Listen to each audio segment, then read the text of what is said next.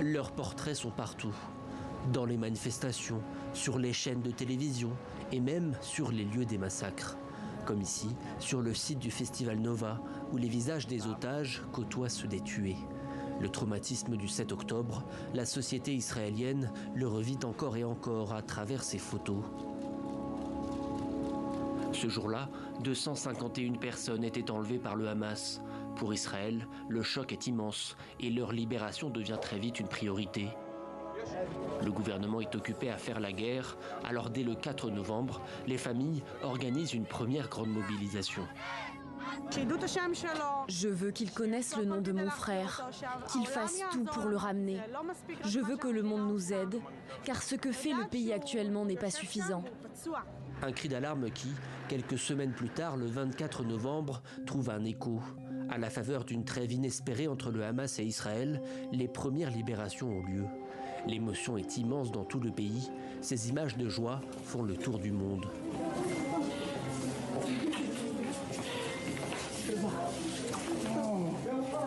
Pendant plusieurs jours, les échanges se succèdent.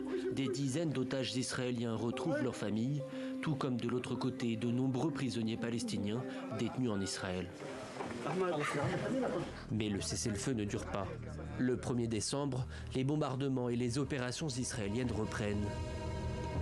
2 semaines plus tard, dans le chaos des violents affrontements, l'armée israélienne abat par erreur 3 otages dans la bande de Gaza. Les Israéliens sont consternés. Benjamin Netanyahou prend la parole. Ils étaient à 2 doigts de retrouver la liberté. Ils ont vraiment touché la rédemption. Et c'est à ce moment-là que la catastrophe s'est produite. Cela m'a brisé le cœur et celui de toute la nation. Des paroles réconfortantes, mais pour beaucoup de familles d'otages, le lien de confiance est déjà rompu. Elles accusent le gouvernement de ne plus faire du retour des otages sa priorité.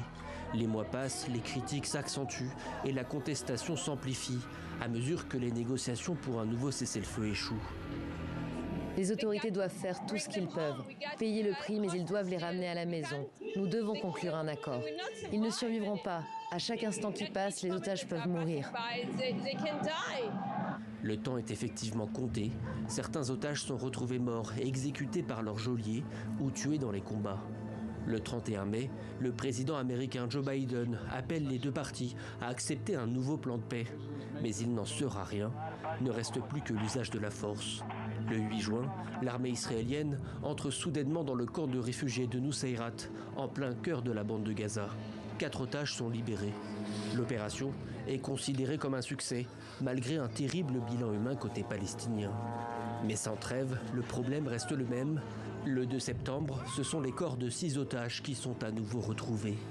Au total, d'après les autorités israéliennes, 33 otages sont décédés, près de 121 ont été libérés et 97 sont toujours détenus dans la bande de Gaza.